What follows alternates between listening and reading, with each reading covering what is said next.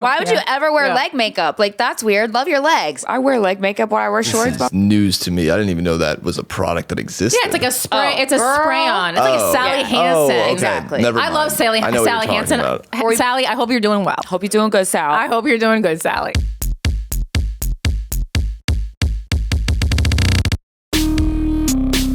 Welcome to Guys We...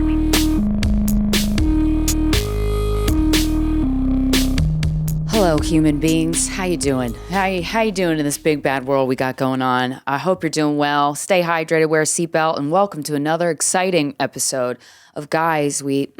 It's the anti-slut shaming podcast. I'm Corinne Fisher. I'm KRYSTYNA Hutchinson. Welcome to the show. What are you doing Friday, November 14th? Oh, I think you're coming to New York City to come see Guys We Effed present Slutsgiving. Slutsgiving, baby. Yeah, it's our only live show of the year. It's part of the New York Comedy Festival. It's at the Crown Hill Theater in Brooklyn, and it's going to be the best night of your life. It's going to be really great. If you have seen, the residencies that we've done at theaters or Caveat all over New York City, it's going to have the same energy as that, but it is going to be bigger. It's going to be better. It's going to be wetter. Different segments, possibly wetter. Hopefully it won't be raining, but maybe you'll get wet in the theater. And the theater is exquisite. It's so beautiful. It's one of the few venues of that size that we have not played in the city. So we're really excited to step into that. We're doing a walkthrough in a couple weeks. Mm-hmm. We're gonna get it all nice for you. So make sure to get tickets. There's a lot going on during New York Comedy Festival, but obviously our show is going to be the best one. The highlight. And you have to come and tell all your friends, even if they haven't seen the show. Our show's really good for people who don't know who the hell we are, which is great. That means we're a fun time. And you're not obligated to, but if you think of it, bring a canned good or non-perishable food item to the show, and we will donate it. Corinne and I are going to go on over to a shelter, a food pantry, and we will donate all the food because let's be given. We should probably tell the venue we're doing that. They might know, but I feel like they've forgotten. We're going to have to set up a box or a table or something. Oh, yeah, we'll do one of those boxes with like Christmas paper on it. We're going to regret it at the end of the night. That's fine. We're going to be like, as we're loading it into your car. We're going to regret it. I'm excited. And if you want to email us, it's sorryboutlastnightshow@gmail.com. This subject line says, call to arms, crazy cheating story. Yes, keep sending them. Honestly, if you're going to get cheated on, at least make it a good story. Hey guys, longtime listener, literally since the first episode, and Luminary subscriber. I love to hear all the great and hilarious advice you guys have to offer each week.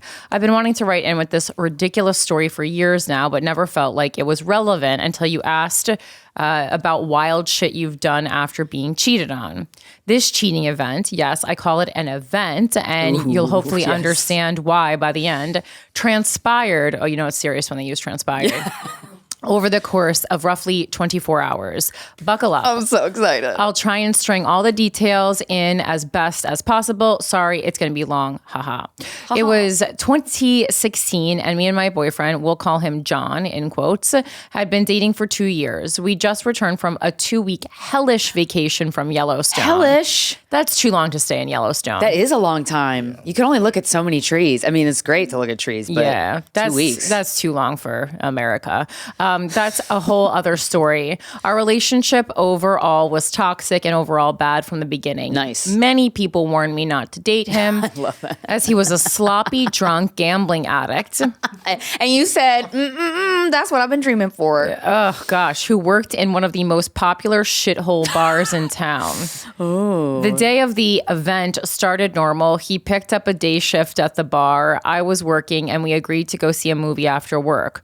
We decided on Midsommar. Oh, nice. I was going to meet up with him at the bar once he was off work and grab one drink, then head to the movie. When I arrived to the bar, he was already hammered while on the clock, and his 2 guy friends and this girl we will call Liz were all saddled up to the bar, very drunk as well. John informed me that his 2 guy friends and this Liz girl are now coming to the movie. Oh, no. I was annoyed to say the least, but just tried to roll with the punches. I mean, you guys are going to 100% get kicked out of the movie if you're that drunk. Yeah. Now, this Liz girl was freshly 21 and had just started hanging around this bar.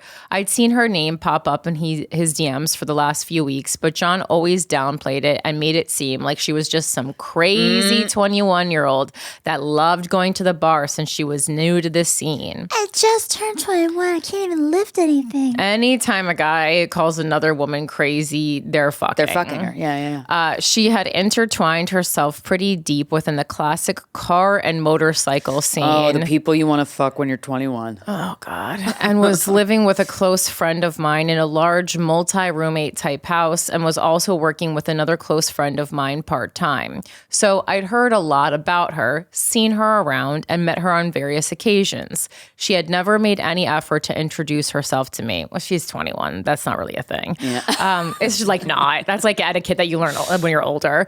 Gen Z, definitely not. Yeah. What? I always introduce myself. Yeah. I don't introduce myself either because I don't want to know you.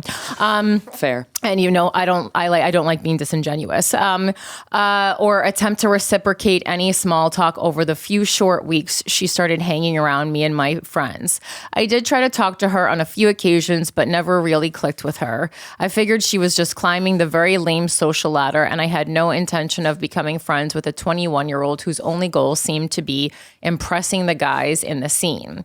And yes, she was very well aware that me and John had been dating for 2 years. I wonder how old this writer is at this point. So we all mosey on to the movie. John is completely wasted at this point, so I'm in a horrible mood. We arrive and get seated. I'm sitting next to John. Liz decides to sit right next to him, and then the two guys next to her. Oh, God. The guy friends of John bust out a bottle of red wine. Dude, at a movie? I mean, I've done shit like this, but when I was also 21, that they snuck into the theater and proceed to divvy it up amongst themselves, Liz and John. I was so annoyed at this point, I declined and just watched the movie while they were told to shut the fuck up multiple times. Oh, I guess I was there for being drunk and loud. I should have just left at that point, but honestly, I was really enjoying the movie. I would have been livid. There are movies you can drink a bottle of red wine during. Not Midsommar. That's a serious, not one of them. That's an eerie ass movie, man. It's fucking crazy. During the part in Midsommar where the man jumps from the cliff and his head splits open, I gasped and looked over at John to be like, holy shit, what a crazy scene, only to see a different crazy scene of Liz and John pass the fuck out with her head on his shoulder and his head laid atop her head. Okay. Looking back, I should have obviously got the fuck out of there. I just told myself they were drunk and happened to pass out like that. LOL, dumb bitch thoughts right there. Fast forward, movie's over. I wake up John and he's close to being blacked out now and needs actual assistance walking out to the parking lot to my car. He's mad at me because I won't drive him to the bar where everyone was headed. Dude. I told the group we are not going to drink more due to how fucked up John was. He clearly needed to go pass out and sleep it off. He was super mad on the drive home, calling me names, telling me I suck, etc. You suck, you dumb bitch, fuck you. Yeah, this is so gross. I dropped his ass off at home and left for my own place to try and wind down. Oh, you don't even live together? Thank God. Since he was always such a drunk nightmare in the past 2 years of our relationship, I had his location on my phone for nights he went MIA or needed rescued from. Okay, I mean, at a certain point, this is your fault. Yeah. Like, it's not like you're not doing it, but like if your partner is getting so drunk that you have to have their location because they get drunk and like wander off, like, what are you doing? Well, glad you guys broke up. What are you doing? Some bar he got kicked out of, red flag much. About an hour after I dropped him off, I checked his location to see he was lo and behold at the bar. He got himself to the bar? Not shocked. I tried calling and texting, but he was ignoring my calls. I could see via some Instagram stories that he was with the guys and Liz. Hours go by. He's still not answering. I'm texting Liz, you have her phone number, and his guy friends, and the guys are sort of responding, but I got radio silence from Liz. Because she's getting fingered. I eventually fall asleep, but wake up around 3:30 a.m. I check his location again, and it's straight up in the middle of nowhere next to this river about 45 minutes out of town. To the river. I mean, go to the hopefully river. he drowned. I call my friend who Liz lived with at the time, and she answered and told me that Liz's van wasn't there. Okay. Also, you just woke someone up in the middle of the night. In my gut, I knew John and Liz were out in her big old van. She drove fucking down by the river. Are you joking me?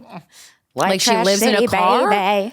I said that to my friend, to which she told me I was crazy and there's no way. I had to know what was going on and see it from my own eyes to feel like I was not totally insane.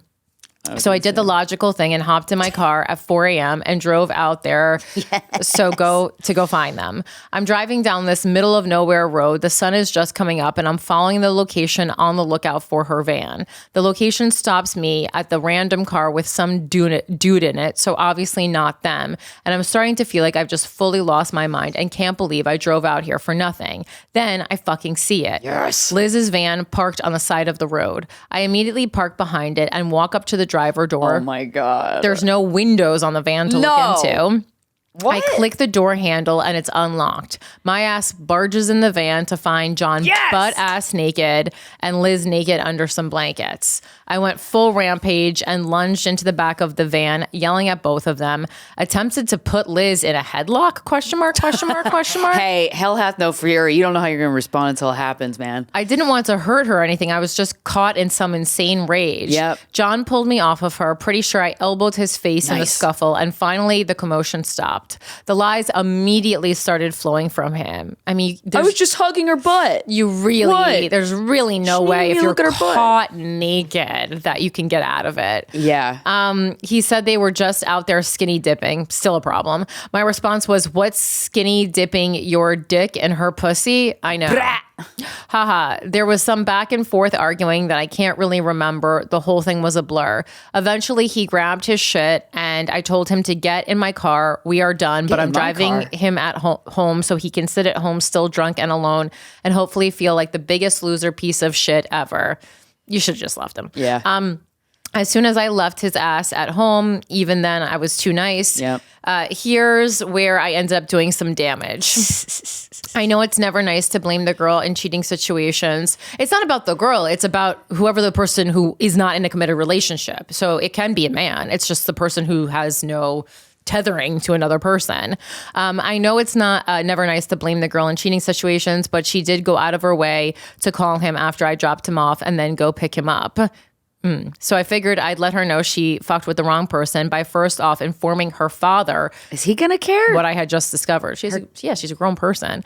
Me and John were friends with her dad before she came around. He was a big car guy and hung out at the bar mentioned earlier. He eventually told me later how disappointed he was in her and that he thought he raised her better and how her reputation is now going to make him look bad. Okay. There's a lot of problems with that, but whatever. Yikes. She also got kicked out of her house, which my friend was living in, not by my request, just because my friend didn't trust her anymore. That's pretty funny. She also got fired from the job she worked part-time with my other friend. Oops. Maybe if she would have attempted to talk to me or get to know me at all, she would have realized I was friends with more people than she realized who all have my back. Her and John actually ended up sticking together, and because they have a common enemy, and it's you. Yeah. Sticking That's together. a big bond.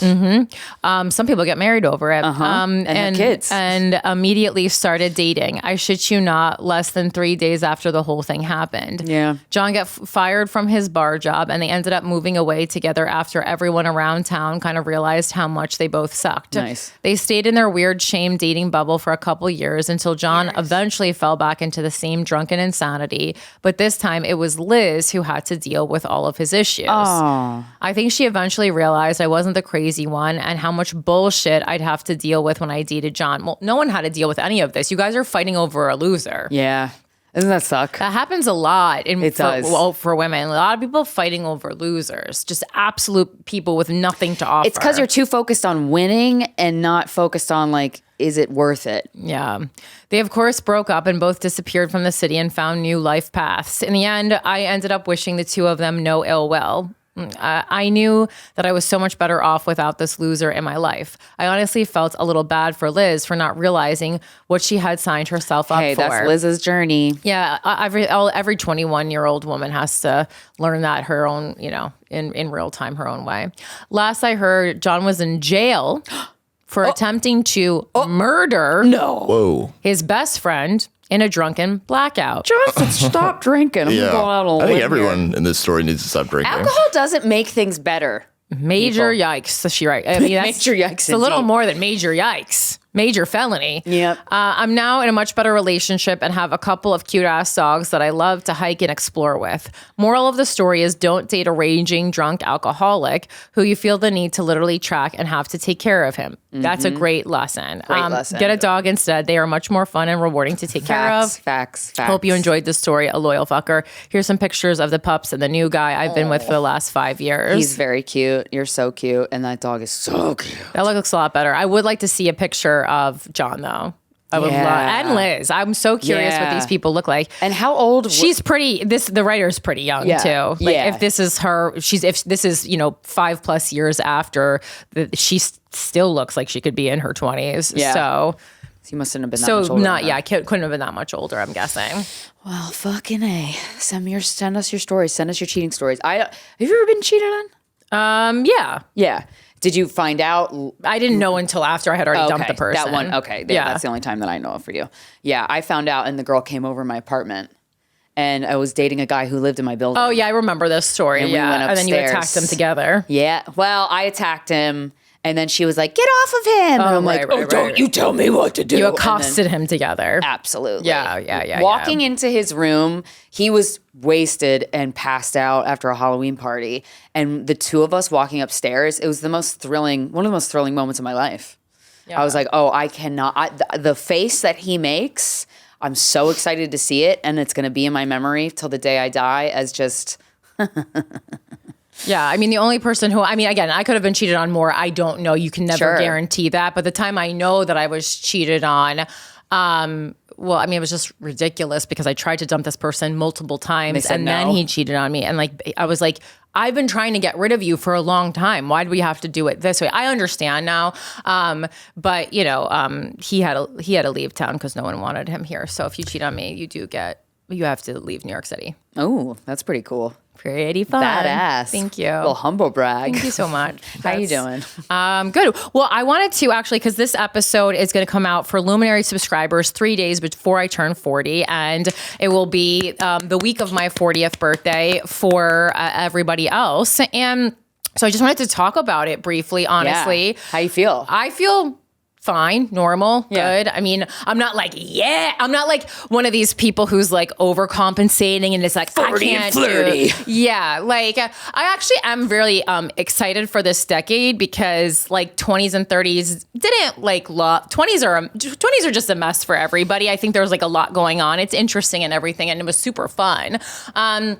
30s was a little heavy for me because I mean from 35 to like now, I mean it was a lot of just like death, and like the death started even before I was 35 because I mean my dad was that was mostly when I was 34, so like it wasn't great. And well, I mean there's studies done. I read something not too long ago that the most difficult years of a person's life are actually usually 20 to 40 because there's so much change in that time. Yeah. And then after it, it's actually supposed to get a little lighter. So I am very excited for that because I think I could benefit from that, even though the world is certainly not lighter right now. No. But yeah, it's been so funny because I didn't know if I wanted to like, just because being in this industry, like sometimes I feel like I am too honest and too open, and I know it has hurt my career. I don't regret it, but at a certain point you're like, do you need to be the martyr for truth all the time, you stupid bitch? You know? Facts, but I do. Like truth is the most important thing to me. I think that we live in a time when like people are monetizing misinformation, and I don't know. I see no benefit to like untruths. Well, and that's kind of or hiding things. That's like your next superpower. It's something that's always been with you, but it's also like, fucking Libra. Well, of course, it's Libra to a T. But you started out with like the confidence thing of like this is how you be confident. It's not as hard as people make it up to be. And now your thing is like the truth. Well, it's like also like when you are confident, you don't have stuff to hide, and so the truth and confidence go together naturally, right? Yeah. And I was really thinking this over because like I was even thinking like I was originally not even going to have a birthday party because I'm going to Tokyo, but then of course I turned Tokyo into a work trip, so because I have to. I'm excited though. It's very exciting when stand-up comedy is new to a country. I was like, I haven't really had a big party for myself since I was 30. If you remember, I had it and we did that whole benefit for trans women of color who had been murdered, and I was like raised all that money, and I was like, such a birthday party. I saw it on my face because I logged on First, Facebook. let's talk about some murder stats. It was so me. I was looking at the signs like I made for the party, and it was like, say her name, and like pictures of trans women who had been slaughtered. But first of all, as usual, ahead of our time. So 10 years ago doing it, and this is still an issue today. Actually, a bigger issue, much bigger. So really crazy. And then, I wasn't sure if I was going to talk about it. Just because like it's so frowned upon to talk about your age as a woman, especially in the entertainment industry. Like I'm like, I had to like consider if I wanted to like possibly rob myself of opportunities. And like, this is not about like, tooting my own horn, but especially when you read a little bit younger, it's so stupid. I was like, my manager's going to kill me. Yeah. That being said, I just think, the biggest realization I've had on the precipice of 40 is, and how I got so angry about it because it's been so missold to us and it's such propaganda. If you had asked me 10 or even, 20 years ago, what I thought I would look like or feel like or be like when I was 40, I would give you a picture of someone much older. Yes. And as I have been approaching 40, I've been getting so angry, and I'm not angry about turning 40. I'm angry about the lie that we have been sold as women about turning 40. It's a myth. And I'm assuming that it has to do with the patriarchy. Yeah. And it makes sense to sell us this because it is the one thing you can't fight is biology. So this is around the time when, most of your eggs will be dead. So that's the one thing. Yeah, girl. I don't want you to think that you are going to be old or feel old. There's still, and it's also crazy because it's like, this is like, statistically the midway point for people, maybe a little past the midway point. I think the average death age is like late 70s, 80s. It depends on women in America. It changes pretty frequently. As our healthcare system deteriorates. I was gonna say the next couple of years that number will be oscillating. But yeah, like I've been so angry because it seems like, we're kind of taught that we have to fit basically everything into, when you really think about it, you're not an adult, until 18, realistically more like 21 when you graduate college. And so you have 19 years to get everything that is valuable in life done. Well, then what are you supposed to do for the second half of life? Just sit around and twiddle your thumbs? Like it literally makes no sense. Mm-hmm. I don't think you even start to get old until like 60, 65, maybe. Obviously, It depends on your quality of life and how you're taking care of yourself and, the things that are dealt to you. But yeah, that's just like the one thing I want to express to younger listeners because it fucking aggravated me. And listen, when you're in the public eye, basically by the time you're, 31, everyone says to you, you're almost 40. I've been being told I was almost 40, on the cusp of 40 for 9 years. Yeah. And I've watched it happen to other, people. Specifically like huge people like Taylor Swift. I remember like, she's 35 right now. And for years, I've seen public comments about her being like spent or, almost done. And obviously, like the correlation here is people get those comments when they are independent, when they are financially free, when they are achieving big things. So men and sometimes women use it as a weapon to attack people who are basically owning life. Mm-hmm. You don't see similar comments for like trad wives or, people who are living like the more traditional vision of what a female life is supposed to look like. I suppose you just, because that people want to encourage that. And so if by this time you're a mom, everyone just kind of makes that your whole identity, which is also another complaint that I see from lots of my mom friends, and also not okay. You're still a whole person, obviously. many times I've gotten mad on Kim Kardashian's behalf because people are like, you can't wear that. You're a mom. She can wear whatever the fuck she wants to wear. And I think it's cool that she can do that and that her kids can see her continue to express herself in that way.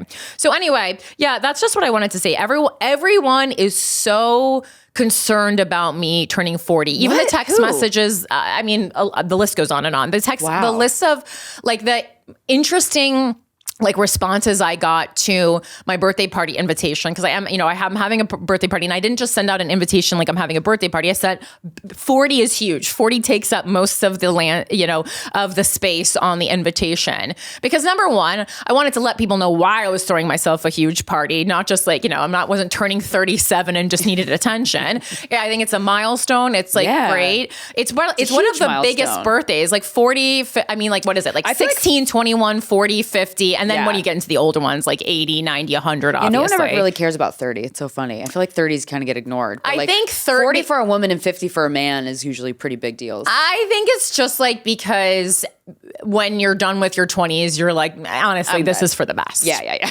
No, I think this is we for need the to best. lay ththese years to rest, my friend. Yeah, and it's so funny because I came to this conclusion all by myself. Obviously, this was all and I just got so excited about the party and planning the party that I was preoccupied with that. But then right after I had this whole thought process with myself and made the decision that I wanted to be very open about it. Also, my age is all over it's not hidden. Yeah. You Google my name, Corinne Fisher birthday. It's literally on there. I guess it would only be a deterrent for roles, for being casted. Legally, stand-up comedy, who fucking cares? No, people still care. Really? Yeah, I think so. I definitely, I talk about being 39 in my set, and when I'm performing for Gen Z, it creates a disconnect that you just have to work through it. Yeah. And I tell them, if you think my life sounds bad, just know that I'm 39 and I'm doing well, better than most 39-year-olds. So if this sounds bad to you, buckle up because things are about to get so much worse for you. It's not gonna be good. But it's just so interesting. So yes, biologically, freeze your eggs if you want to have kids. You can't you can't girl boss past biology. But legally, you do have until 50 to use those eggs. After that, it's outlawed. You're not allowed to. Oh, really? Yeah. So your body can't carry it? Well, there's too many problems. You're legally not allowed to access your own eggs past 50. Cool. But other than that, please just don't live life and rush things. Because if people were like, oh, is there anything that you would have done differently? No, in usually there's nothing in my life that I would have done differently, except for maybe slowed down a little bit and not felt this need to try to do so much in your 20s or 30s. And I think all these lists we have 30 under 30 and all this shit, I think those are so toxic because it rewards people for getting things done earlier in life. But when you really look and Google who those individual people are, they're mostly people who were born into some kind of privilege, some kind of wealth. And so because I just happened to be born into a middle class family, it's going to take me longer to get things done. It just is. My family has zero hookups. Unless you want to get a Topps baseball card account, then I got some hookups for you. Good hookup. Other than that, outside of the baseball card industry, some Pokemon cards. Ooh. Or if you want to go to an Emmylou Harris concert, those are the two hookups that my family has. Other than that, I cannot help you with anything. 2 more hookups than mine. So yeah, I just want to talk about it. And it was so funny because after I had this realization, I just turned on my Instagram and it was Von DiCarlo posting. I was going to talk about Von. About how she 50 proper or in her 50s? She's in her. I think she's 51 at this point. Yeah, and it was just so interesting because not that it matters, but first of all, Von's hot as hell. She's hot as hell, dude, and her body is fine. And she was talking about how she thinks it's actually such a disservice and such a, I forgot the word she used, but it's just a bad move to lie about your age. And I couldn't agree more with her. And I went through the Rolodex in my mind of times when women older than me have kind of like made jokes, about I'm turning 29 again. And I transported myself back to how I felt when they said that. And I'm like, oh yeah, this makes perfect sense. I always thought those people were so lame. Yep. It was always so lame to even make jokes about being 29 again or being 39 again or lying about your birthday or trying to bat your eyelashes and have people guess what age you are, and fingers crossed it's younger than you actually are. I actually did a stand-up set a couple weeks ago, and it was a club that usually has mostly like millennials or older in the audience, but for some reason it was a very young audience, and I was like, oh God, this is gonna be a little, I find Gen Z sometimes a little bit challenging, and because there's a disconnect, but it's not because like they're so cool, it's because they just don't know enough, and so there's a lot of just stuff, and it's not like they're stupid, they're just young, so they haven't had life experience. That's kind of why you don't really want to watch a stand-up comedian younger than 30 because they're probably gonna suck. Yeah. Life hasn't kicked you in the Sorry, ass Eric. But you'll be, you'll just be getting better and better. And I mean, I started stand-up when I was 25, which is honestly pretty late to start stand-up. And it's still like, I'm like, what was I even talking about? I had fucking nothing to talk about. Yeah. And when I got on stage, I just asked them, not to be complimentary, but I just like asked them, how old do you think I am? And I was like, don't try to flatter me. Just like, you guys are young. Like, how old do you think I am? And the first person yelled out, I think 25. And then I got annoyed because I was like, stop. I'm not 25. And then like they kept yelling ages that were so much younger. And then I was like, maybe they're not fucking with whatever. The point being, I was like, I'm glad you think that, because I was like, I'm 39. I'm turning 40 in a few weeks. And I just want you to look at me and be like, and remember this as like a representation of like the varied ways that 40 can look. Also, if you feel bad about aging, I have a very logical response to this. And I had to talk my therapist off a ledge because we're the same age and she is seemingly having a big problem with turning 40. Your therapist off of a couple ledges. And I said, Kira, baby, I said, I don't really understand getting upset about aging because it is the very definition of equality. It's the one thing we are all doing at exactly the same pace. And like, yes, some people will look older and obviously some people will achieve more things at a different rate. And those are things that I'm only in a race with myself over those things. But logically, we're all aging and we're all aging at the same exact pace. And your only other choice is death. And I'm not interested in that right now. So really, what is there to feel bad about? Oh, yeah. I don't really get it. It doesn't logically make sense to me, Take the power back. Age is what you want it to be. There's so many industries that make so much money off of women and men feeling insecure about their age. Well, that's the thing. And it's so strong. And they put so much work into it. Right. The amount of anti-aging creams for every inch of your face and your skin, it's just... And it's like, wow, it can really be anything you want to be. So it's either when the age shit of trying to make a person feel bad is either an industry trying to make their dollar, which they do very well, or it's somebody trying to feel better about themselves by pretending that you're lower than them because of whatever factor. And it's just the reality. That's why I said, I think I talked about this a while ago, instead of saying I'm like 37, just say I'm at level 47. Mm-hmm. Then you get to level 50. You're like, I'm at level 50. Yeah. Like, good for me. And also, one thing I've been telling myself because thinking about being like 65 freaks me out a little bit, but I'm like, I don't want that to freak me out. I'm like, one day these hands are going to be like paper. They're going to be so like hopefully old and fucking got some marks on them if you're lucky, right? If I live to be in my 70s, I'm going to look 70. So like, but that's like a unless badge you're Norma of honor. Kamali. Oh, she looks like, what, 50 or something? Yeah, you remember Norma Kamali, the designer that we interviewed for... Jesus Christ. She looked amazing. But like Vaughn is a great example. We're going to be interviewing her on the podcast in a couple weeks. She has a book coming out about her age and about like living the life you want to live. And I'm like, you can be... if sexy is your thing and you enjoy that like kind of archetype about yourself, like you can carry that into whatever age you want. And to. also, like, if you don't care about how you look, more power to you. Like, that's also fine. I mean, we had this conversation many years ago with Molly Austin, I believe, that like, what is pretty? Like, pretty is kind of meaningless. Again, I'm a Libra, so I don't feel that way. But if that's also how you like, whatever is meaningful to you can be meaningful to you. And I'm just really angry about the propaganda that's being sold to us, and we buy right into it, and we weaponize it against other women. The comments in like on Deuxmoi and TMZ and Perez Hilton about celebrities and what they look like is absolutely disgusting and stupid. I also play this game where anytime I like see a celebrity who I haven't seen in a while, or just maybe like I didn't read an article about them recently, and I'm like, oh, I love her so much. I always Google how old the person is. They're always between like 35 and like 65. They're never super young. Yeah. And I love like a lot of young pop stars like Olivia Rodrigo and stuff, but they're, constantly in the news. So I have an idea of how old they are. But, sometimes people pop up and I'm like, oh, Ashley Simpson, how old is she? She's like 41. Oh, like, yeah? Yeah, all these people. And I mean, obviously some of this is because I am a millennial. So these are the people I like because I grew up watching them. I understand that.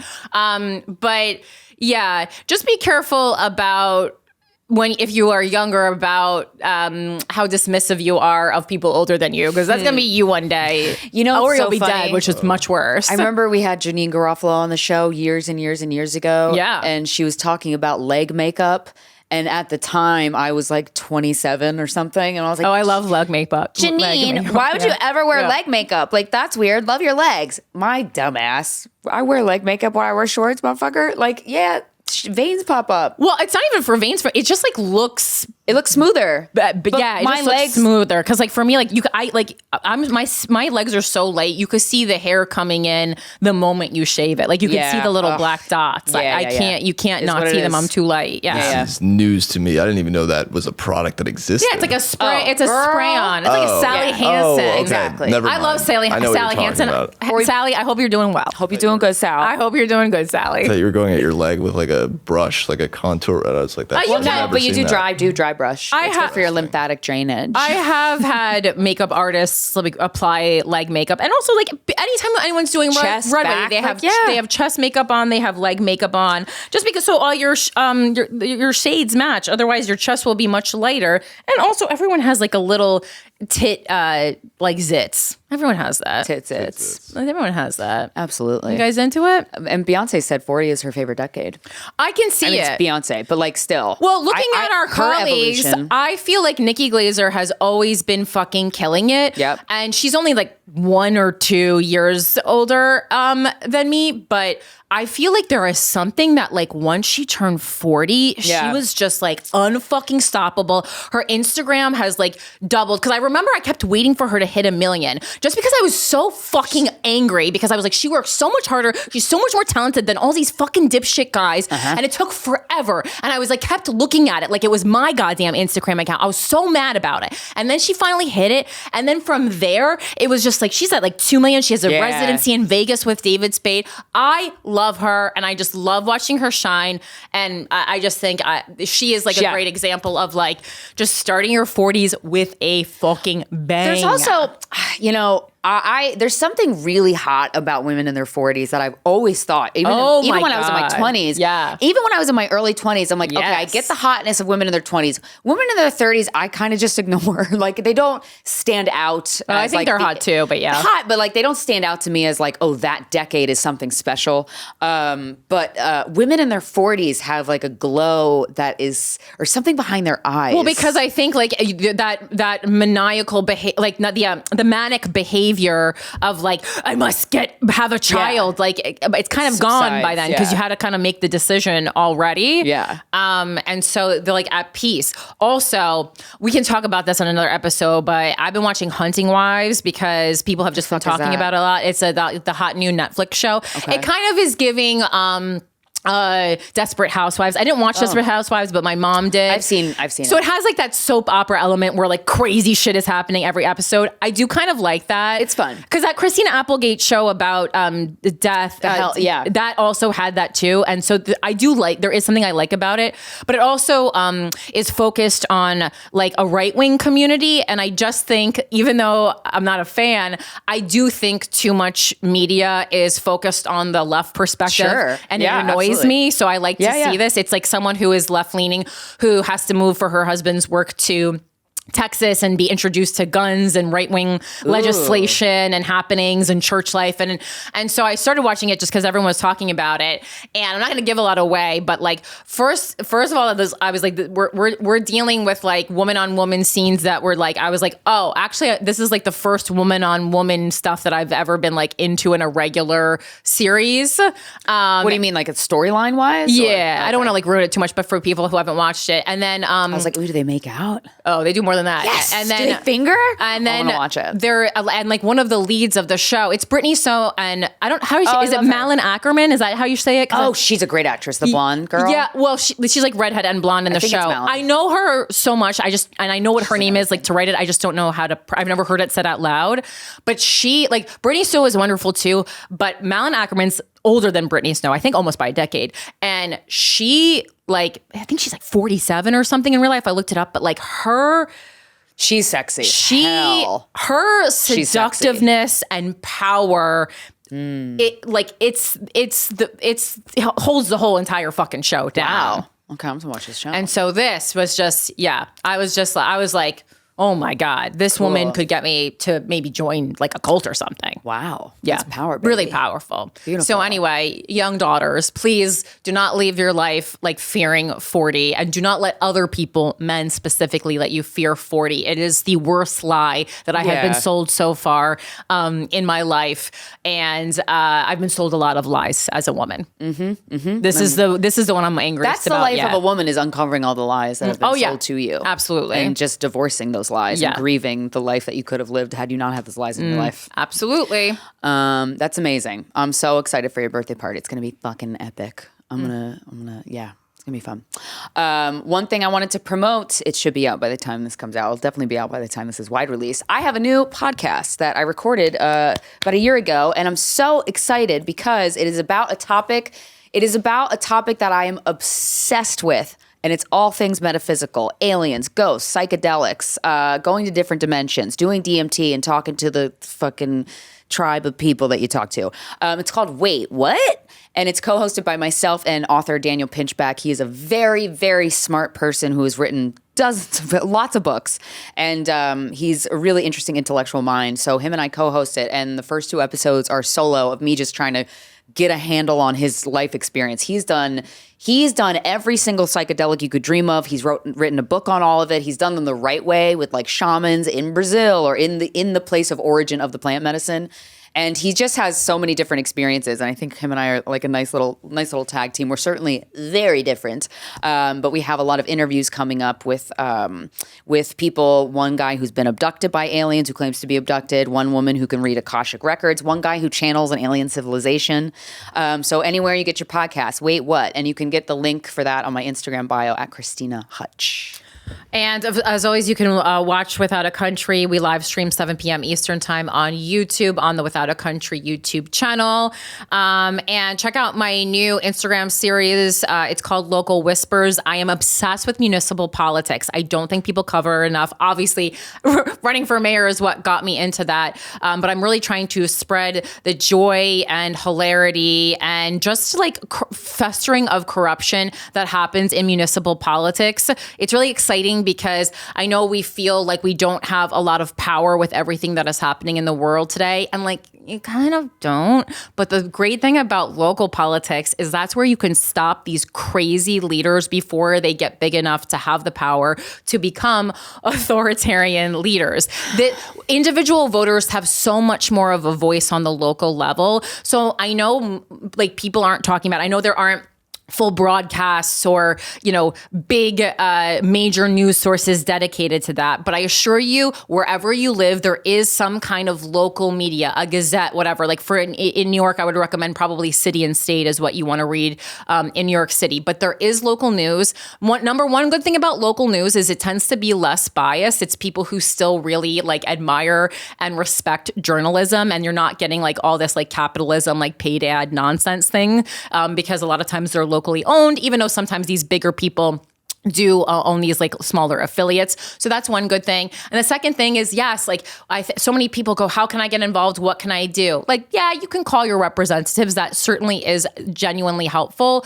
But the best thing I think you can do is make sure that you're voting for your mayor, for your city council, for your controller, and knowing who these people are, tracking them, and attending meetings in your community. Like that's how stuff really can get done on it, because no one's paying attention to that. It's just like a bunch of senior citizens there usually. I attended a digital community meeting for Long Island City. Amazing. Motherfuckers be going through those stop signs, and we need to find out a way to stop them. There you go. Yeah, and like people will actually listen. So I fully encourage you to do that, and I just wanted to find a way to communicate it, that people would start listening, because I think people think it's boring, kind of like climate change. No.